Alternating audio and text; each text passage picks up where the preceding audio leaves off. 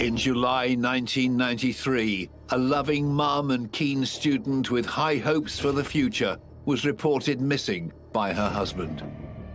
She was always a good attender at college, never missed anything, and all of a sudden, she doesn't come in. Very quickly, it was clear there was something not right. Hassan Al Shatanawi's story about his wife Laura's disappearance quickly unraveled as detectives uncovered lie after lie. He had a family that he hadn't told the police about, a secret mistress and a child. He was one of those people where lies are just like a language. You just open your mouth and it's part of the language you use to manipulate. Decades later, the truth of what really happened to Laura Al Shatanawi is still unknown. Just tell us what happened. Tell us where she is. Tell us what's happened. For murdering his loving wife in cold blood and depriving their son of a mother, Hassan Al Shatanawi has proven himself to be one of Britain's most evil killers.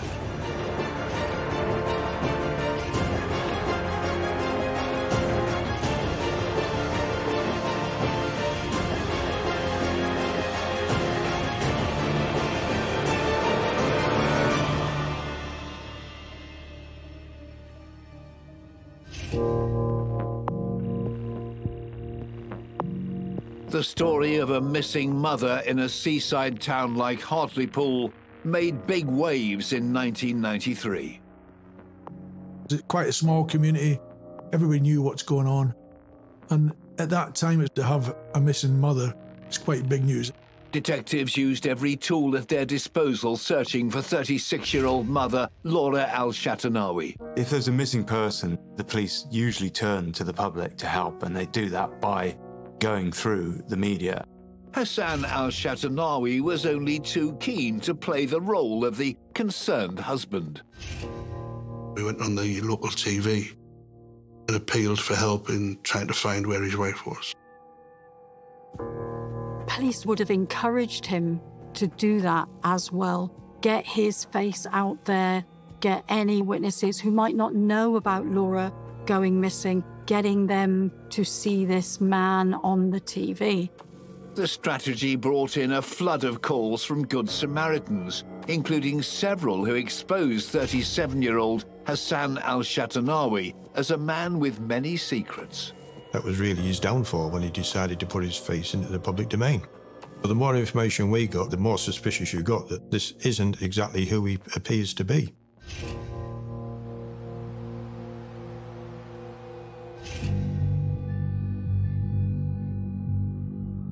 This killer's story begins in the Middle East on the 2nd of January, 1946.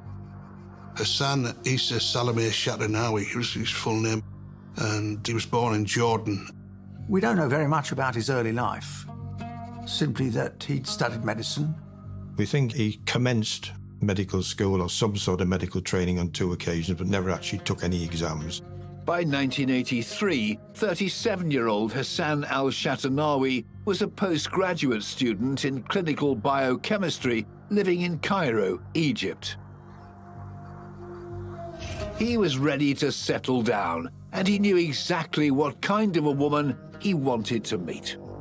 He put an ad in a Lonely Hearts column which said, "Doctor wants to meet English princess."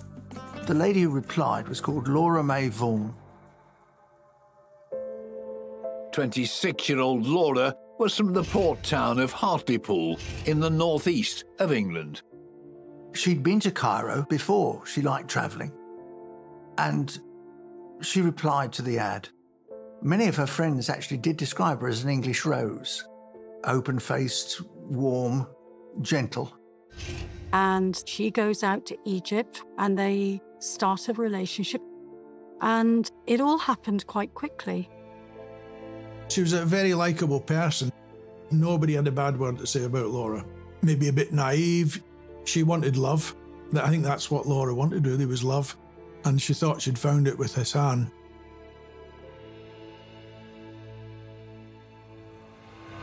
Two years later, the couple were back in Laura's hometown, living with her father, Donald. It was a terraced house off main town centre road, so it was within 2 minutes walk to Hartlepool's town centre.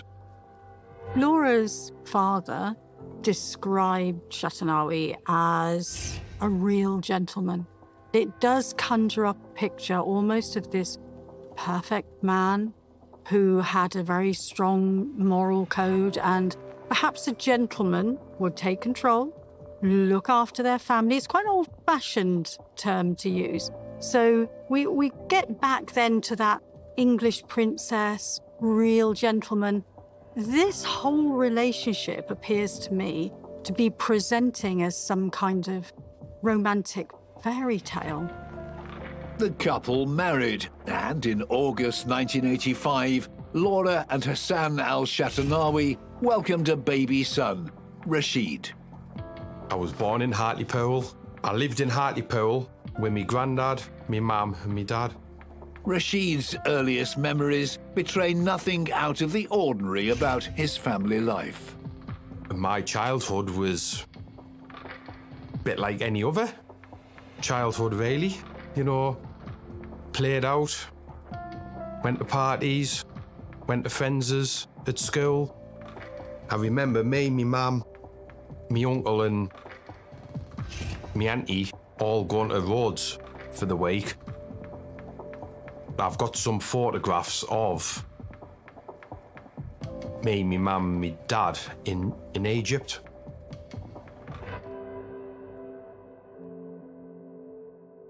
Hassan Al Shatanawi told people he'd been a GP in Jordan and Iraq, but once living in the UK, he did not practice medicine. For someone that professed to be a doctor, he'd never studied, never practiced in this country. He may not have had the qualifications, the UK qualifications required, but he took up property developing. I think he owned a few houses which he rented out, and he also bought houses to do up for renting. Entrepreneurial Al Shatanawi had numerous money-making projects on the go. He had a carpet shop, he had a garage, he'd bought a big plot of land up Oakenshaw to plant Christmas trees on. Meanwhile, Rashid's mother, Laura, had ambitions of her own. She was studying travel and tourism, and she loved travelling. She was working for a local co-op travel agency, and as a result of that was attending Hartlepool College of Further Education, doing tourism. She was quite a bit of a character in the town, particularly throughout the travel agents. She would always fantasise about where she was going on holiday, and she wanted to visit here and she wanted to visit somewhere else. Always very exotic places, and she came across as a very nice person who was wanting to better herself. In June 1993, when Laura was 36 and her son Rashid just 7 years old, her hopes for the future stalled in a way no one could have foreseen.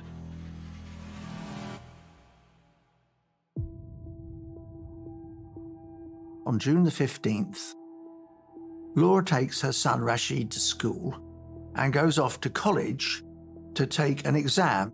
She was due to meet her husband Hassan after the exam.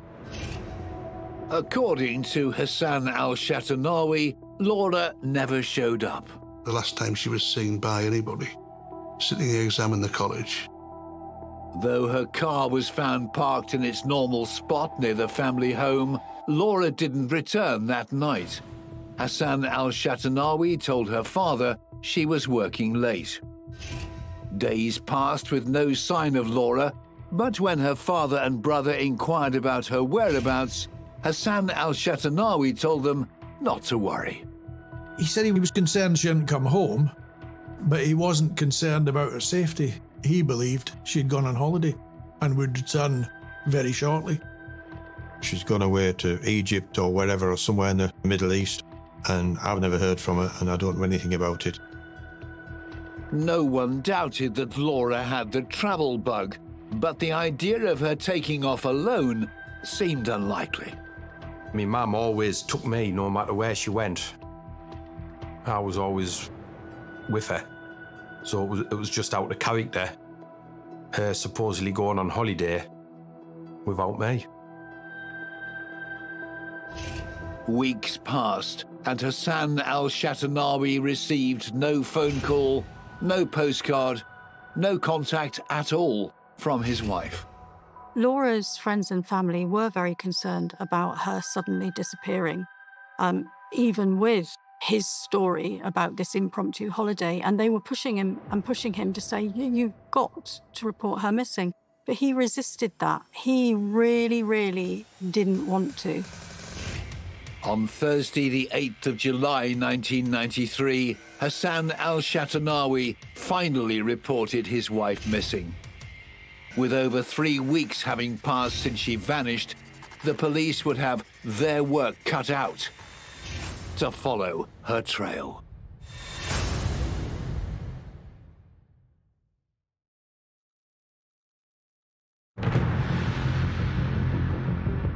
On Friday, the 9th of July, 1993, detectives John Groves and Ian Henderson from Hartlepool Police visited 47-year-old Hassan Al Shatanawi at his home to find out more about his wife Laura's disappearance.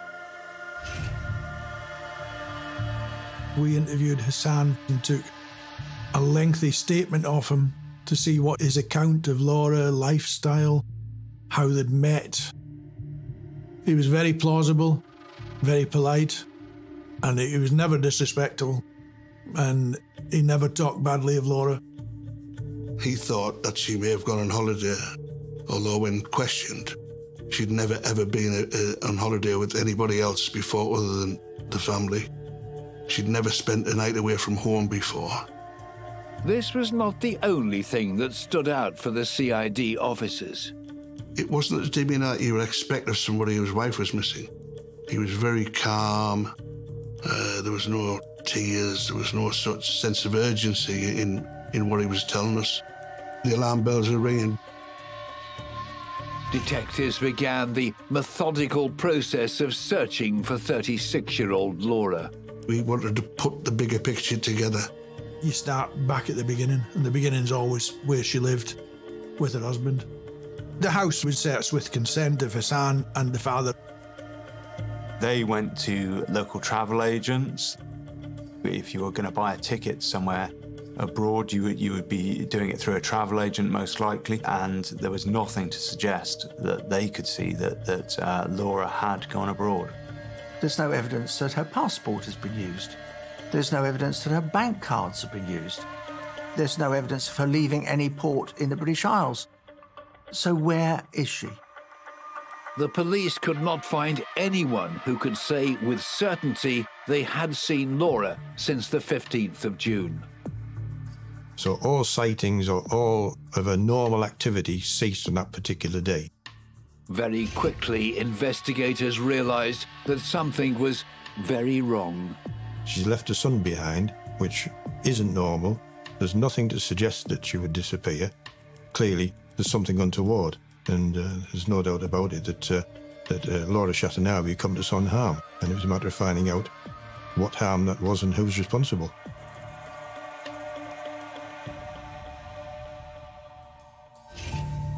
Hassan Al Shatanawi was invited to the local police station to give a full account of the circumstances surrounding his wife's disappearance. It was a comprehensive statement. That statement ended up at nearly 50 pages. So halfway through, Mr. Shatanawi said, "I'm sorry, I've got a prior appointment. I must leave, and I'll come straight back." Suspicious from the start about Al Shatanawi's version of events, detectives wondered if this was the moment he would lead them to his missing wife. What was decided would put surveillance on him to see where he went. Mr. Shatanawi leaves the police station. He's gone into the town centre area. He's got on a local bus, which was to Seaton Carew, which was also boarded by the surveillance team. Seaton Carew is a small town just 3 miles down the coast from Hartlepool. He was followed to Seaton Carew, where he got off the bus, crossed the road to the bus stop, and got on the bus and came back to Hartlepool. It was a journey that made no sense to the plainclothes officers following Al Shatanawi. Over the next couple of days, they constantly kept eyes on him. It would have taken a lot of staff to do surveillance, really, because if he's on a bus, they'd work in pairs and they've got to be inconspicuous. And when he's on a bus every day, it would have to be different people. He never appeared to become suspicious or aware of the surveillance, which continued to probably a couple of weeks. On Monday, the 12th of July, Hassan Al Shatanawi met with local journalists, telling them of his hopes for Laura's safe return, claiming that he'd wanted to report her missing much sooner, but had been put off by her family. He was in the Hartlepool Mail, the local media, appealing for her to come forward and saying, well, I think she's gone on holiday somewhere without me. As a result of the media report, we had an awful lot of people saying, I've seen the woman I think is Laura Shatanawi. Any sighting that came in, we would dispatch a team to that location and try and find anybody else who would confirm that she'd been there, and nobody could. Increasingly sure that Laura had met with some kind of foul play, the police kept her husband Al Shatanawi firmly in their sights. Within a couple of days, the costly operation brought them a lead. He took the surveillance team all over Durham and Cleveland whilst he was travelling on the bus. So inquiries were made in all these locations, and whilst we were doing these inquiries, one of the things that we found out that he did have an allotment at Seaton Carew. Al Shatanawi's green fingers were news to the police. He'd failed to mention in his lengthy statement the existence of an allotment. Other holes were also appearing in the Jordanian's account. We realised that he was living a bit of a fantasist life. He called himself Dr. Hassan Shatanawi, but we know that he had no medical qualifications. We actually spoke to his doctor at the time, and they questioned whether he had been fully medically qualified. He would tell different stories too about how he was making his living, what he'd done, where he'd been. There's just little bits of information that came in that this person isn't all that he appears to be.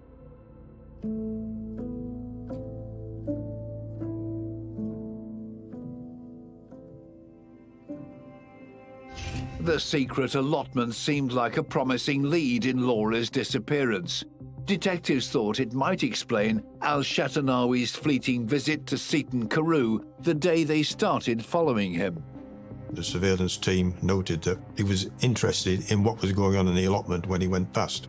Our supposition then was he was there to see if there's any police activity. But an initial search of Al Shatanawi's plot failed to yield any clues. We identified the allotment. A warrant was obtained and it was searched with a negative result at the time. By Thursday the 15th of July, a month after she was last seen, the police still had no clues as to Laura Al Shatanawi's whereabouts. That day, her husband made another emotional appeal via the media. Mr. Shatanawi went on the local TV and appealed for help in trying to find where his wife was. There were some tears shed on the TV. Police would have been watching him like a hawk. We know, don't we, that a lot of killers have gone and done press conferences and have revealed themselves in those press conferences. Nothing in Al Shatanawi's words or behavior gave anything away that day. But very quickly, the calls from TV news viewers began to pour in.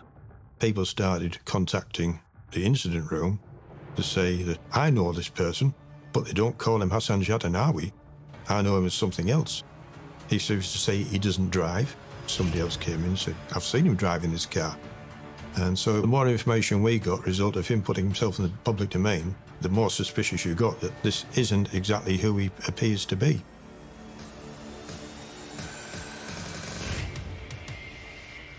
With the help of the public, the Hartlepool Police Incident Room was building up a picture of a husband who was a liar and a fantasist. The next call that came in would prove that he was also a killer.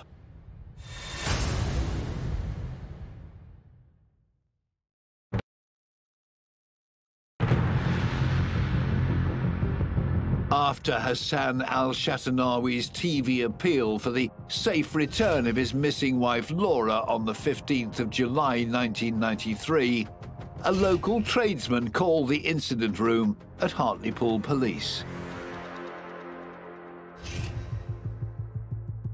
He'd been approached by Hassan Shatanawi to get rid of a shed that he had in the allotment.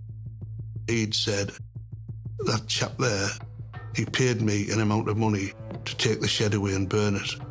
This had happened around the 21st of June, a week or so after Laura went missing. The police quickly discovered the shed had only been built around the 14th of June.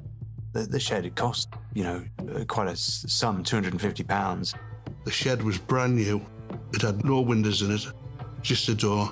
It was an astounding development. Hassan Al Shatanawi had paid someone to build a shed the day before his wife's disappearance, then asked someone else to destroy it just a week later. Who would want a shed building immediately with no windows and then pay somebody £50 to burn it?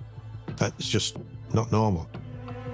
The existence of the shed was a significant development, but detectives knew that if it had been burned, any forensic evidence it held would have gone up in smoke. They would have wanted that shed back against all odds. That's what they would have been looking for. Even if it was in pieces, it wouldn't matter, because every contact leaves a trace. That's the mantra in forensics. But in an incredible stroke of luck, the workman hadn't carried out the job he'd been paid to do. When he went to see it, it was brand new. It was far too good to burn, so I took it apart and I sold it to a guy over in Middlesbrough. So we found the address and we hot-footed it to this gentleman's house in Middlesbrough. The shed had been rebuilt in the buyer's garden, but it would soon be on the move once more. Piece by piece, forensic officers dismantled the shed and took it to their lab. Investigators realized immediately it would be a crucial piece of the puzzle. The floorboards in the centre of the shed had been gouged out quite crudely with probably a hammer and chisel to about half of the depth of the wood. The damaged section had been painted with a thick layer of creosote. Officers suspected the work had been done to hide something. Further examination by the scenes of crime revealed some head hairs and some blood between the lats on the floor of the shed. It showed significant blood loss, not just a cut. Something very serious had happened in that shed.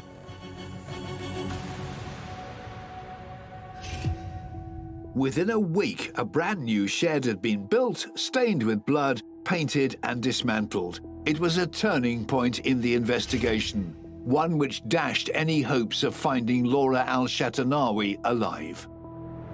Our assumption from that was that, this has been the murder scene, and she'd been murdered here, and this is the remnants of the blood, and these gouges out to try and get rid of it. What investigators couldn't prove just yet was that the large quantities of blood definitely belonged to Laura. 1993 was quite early for DNA analysis, I think. Probably started using it in criminal justice around 1986.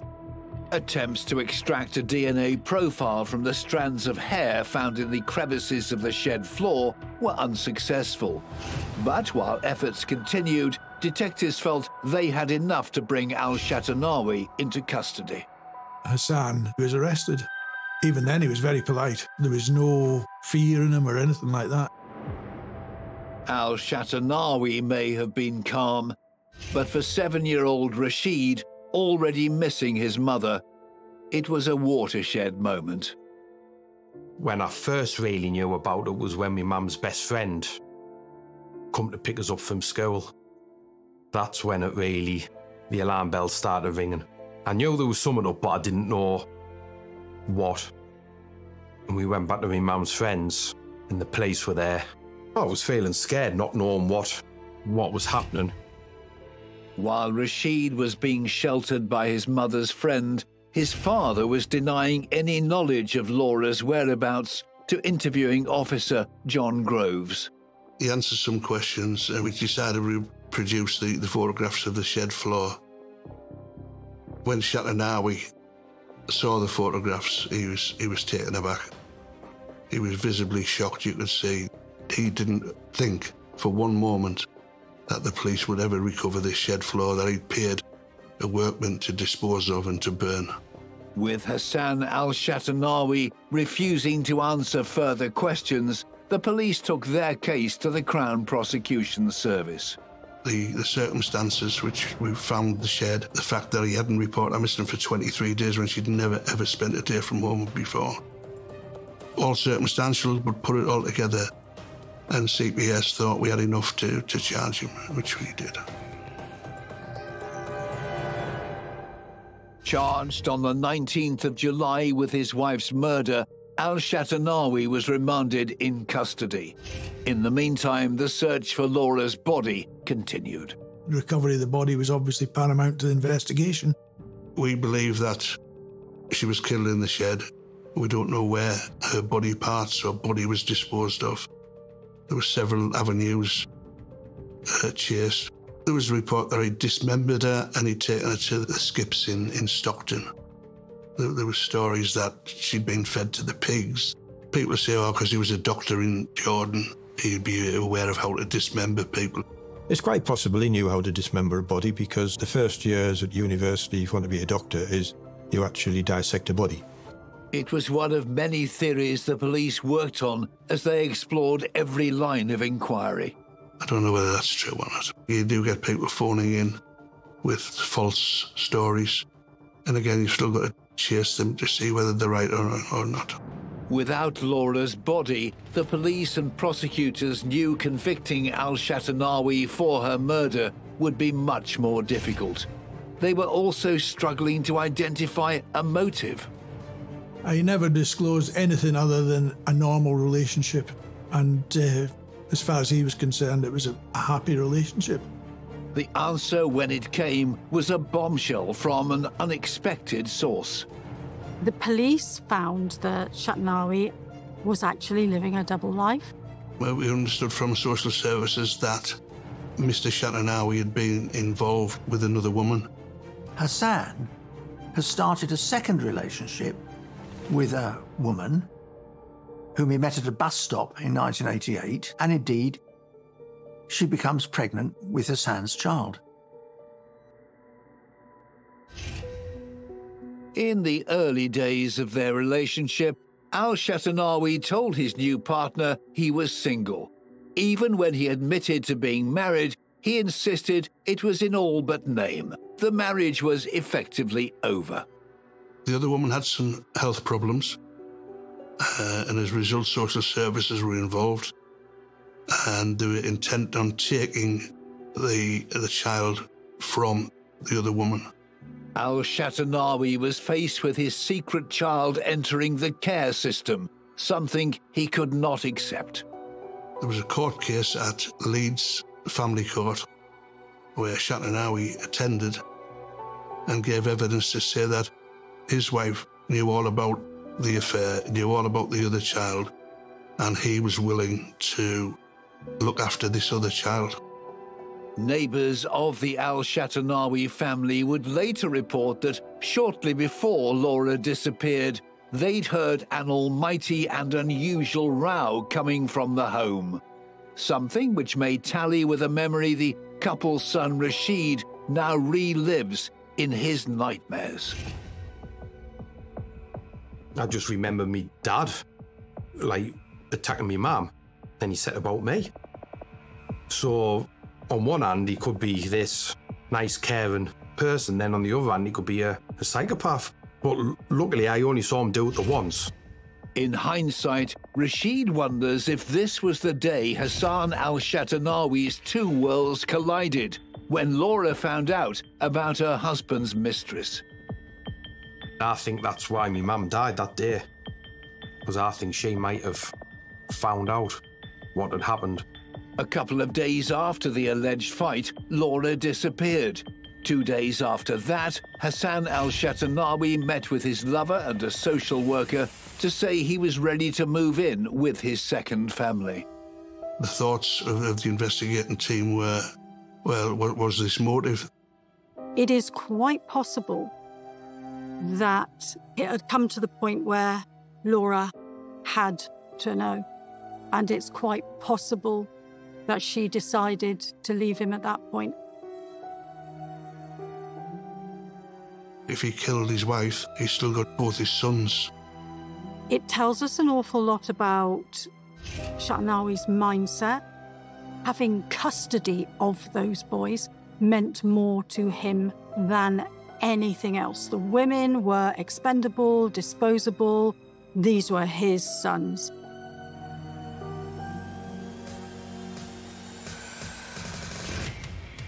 It was a strong motive to take to trial. But as the court date approached, Laura's body was still missing. In fact, detectives still couldn't prove the blood in the shed was even hers.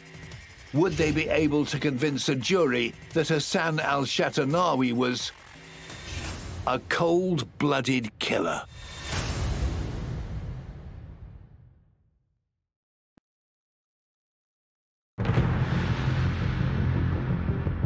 On the 13th of October 1994, 48-year-old Hassan Al Shatanawi stood trial in Newcastle for his wife Laura's murder.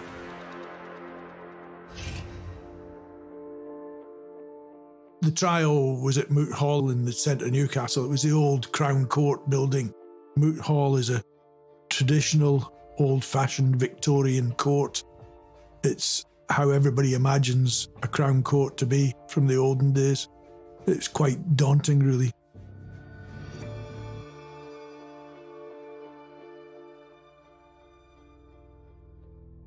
Sitting in the dock, the medic-turned-property developer exhibited the same smooth plausibility he presented to police officers like Hamish McCulloch from day one. His demeanour throughout the trial was very sure of himself that he was not going to be convicted. He didn't look concerned, he didn't look worried, because he knew he didn't have a body. And without a body, it's very hard to get a conviction. Though 36-year-old Laura's body had not been recovered, investigators had no doubt that her husband had killed her. The prosecution was centred on his character and behaviour. I mean, here was a man that had not reported his wife missing initially. She'd gone missing without apparently telling anyone where she was going, and we were relying only on him, that she'd gone on holiday. There was a suspicious nature of his visits to the allotment, then the discovery of this shed, which he'd bought and disposed of very quickly. One of the most amazing moments of the trial was when the police reconstructed the shed in the courtroom. To show the jury exactly what the police had found. So that it was built and that was taken apart, and showed them the wood where it had been gouged out and the wood there had been creosoted. Can you imagine what the jury must have thought, looking at the shed? Was this where Laura May met her end? We said it was premeditated, building the shed, getting the shed made ready for that particular day. He'd organised everything, and then he thought 23 days would give him time to get rid of the shed, but I'm afraid he was wrong. The prosecution argued that Al Shatanawi's motive for murder was his secret partner and child, whom he'd promised to move in with shortly after Laura went missing. The trial must have been difficult for so many people, and especially the other woman, who could so easily have been the victim in this. And of course, a murder trial of this type is going to bring all sorts of press and media interest, going back into her history, putting her in the limelight, and her son. It must have been absolute torture for her. Even worse, detectives had also discovered that even this second relationship was not sacred to Al Shatanawi. He wasn't a stranger to advertising in publications to meet other women. We put an advert in Farming Weekly or something, wanting to meet a farmer's daughter or somebody of that nature in Ireland. The prosecution's circumstantial case against Hassan Al Shatanawi was strong, and they had another card to play. For over a year, forensic scientists had been trying to prove that the blood found in the slats of the shed floor belonged to Laura. The police had some challenges to match forensic samples from the shed to Laura. There is no conclusive DNA from the blood in the shed, and there is no conclusive DNA from the hairs. In September 1994, just 1 month before Al Shatanawi's trial, the UK Home Office had approved a new technique for obtaining DNA. At long last, scientists had managed to successfully extract a DNA profile from the blood, but they'd no confirmed sample of Laura's to compare it to. What they did was take DNA from her son, Rashid, and her father. Cross-examined the results and came up with a positive result. We share around 50% of our DNA with siblings and children, so it was a strong indication that the blood in the shed belonged to Laura.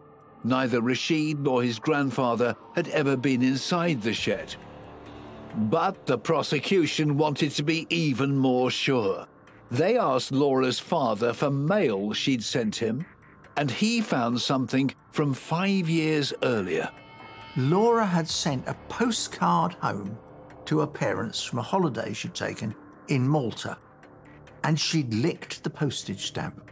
Once again, the new technique for analysing DNA was employed. They got the postage stamp and were able to extract DNA from the gum of the stamps that had been licked by Laura. And that gave them a much clearer match with the DNA from the blood found in the shed floor. So this was a huge breakthrough in terms of proving Hassan Al Shatanawi's guilt. Incredibly, DNA from beyond the grave had given Laura a chance of justice, but the job wasn't done just yet. Al Shatanawi's defense lawyers brought up the many well-intentioned phone calls from citizens who insisted they'd seen Laura alive and well over the last year. That was used by the defence to say, well, she's not dead. People have seen her. Blood in the shed doesn't prove that she's dead. It's not for the defence to prove that he didn't kill her. It's for the prosecution to prove that he did kill her. After a 5-week trial on the 21st of November 1994, it was time to find out if the prosecution had proved their case. The jury retired to decide their verdict, and it took them quite some time. I remember they were out a long time. I've been to many murder trials, and you look at the juries and you try to work out what way the juries are thinking, and you don't know. After 2 days of deliberation, the jury were ready to deliver their verdict. One member of the jury had fallen ill, and they accepted a majority verdict. They decide by a majority of 10 to 1 that Hassan is guilty of the murder of Laura May, sentencing Hassan to life with a minimum of 16 years. The judge said, "You deprived your son of his mother. This is a wicked crime." It's a bittersweet sort of result. You're happy that we've got the result. But then underneath it all, there's always the family. You know, they haven't got a result. And they then know that the mother, daughter, sister is dead. But they've still got no answers. They don't have any closure for what happened. Al Shatanawi's conviction confirmed he had killed his wife in an act of cold-blooded premeditation. On the face of it, he was quite polite. It was all a cover. He was evil. He was a horrible man. He's planned to get rid of his wife Laura, and he's had no thought about his son and how he's going to miss out on his mother bringing him up. The guilty verdict ended a tumultuous time in Rashid's young life. Aged just 9, he would have to live his life knowing his father had murdered his mother. To me, both my parents had gone. I lost both my parents that day. Although my dad was alive and well, he couldn't do what normal fathers do. He was locked up. Rashid moved to Durham to live with his great-aunt. I had to rebuild my life. You know, I went to a new place to live. I had to make new friends. I had to go to a new school, fit in there. What wasn't easy. For years and years, I was having nightmares. The hardest thing for Rashid and the rest of Laura's family is that her body has never been found. I just want to know where my mum is. That's all I want. I just want to finally bury her. You know, like my granddad went to his grave, not knowing where she is. My uncle, who passed away a couple of years ago, he kept on trying. He's gone to his grave not known. So I think it's only right we try and get it done, just for all my mum's friends as well, and the rest of the family. People would visit him in jail to ask after he was convicted, would he disclose where the body was, and he wouldn't. He showed no remorse. He never showed any empathy to the family, to his son, who was left without a mother, to Laura's brother, who asked, and they begged him to say where it was. Hassan Al Shatanawi continued to protest his innocence and has never revealed where his wife's remains can be found. Over the years, efforts have continued to locate Laura. 2005, more than 20 years after Laura's disappearance, the police received a tip-off that she may have been disposed of in Seaton Carew golf course. Somebody had phoned in to say round about the time of the murder and the disappearance of Laura, somebody was seen carrying what appeared to be a body over the golf course. The search team were brought out and they exhumed what they thought was the body, which transpired to be those of a dog. In January 2013, Rashid got a phone call that shook his family and dashed their hopes of finding Laura. I'd just come in from work and the phone was ringing. So I answered it and it was the probation service. And they'd been notified of the police that my dad had been deported, and it just happened that quick. He was freed, even though the parole board had said he was still dangerous. And the Home Office decided that he should be deported back to Jordan without any hesitation, which is indeed what happened. That annoyed the family, who felt that he was dangerous and that they still didn't know what happened to Laura May's body. Even when his son has, implored him to give some answers, he hasn't. He doesn't really want to take responsibility for this. He still maintains his innocence. And for him, I suppose, it's a way of being the victim in this rather than the killer. Having lost touch with his father and lacking the answers he craves, Rashid and his young son have their own way of remembering Laura. We've got a headstone now with a name and that on. We do go and we let a balloon off and we put some flowers and that down.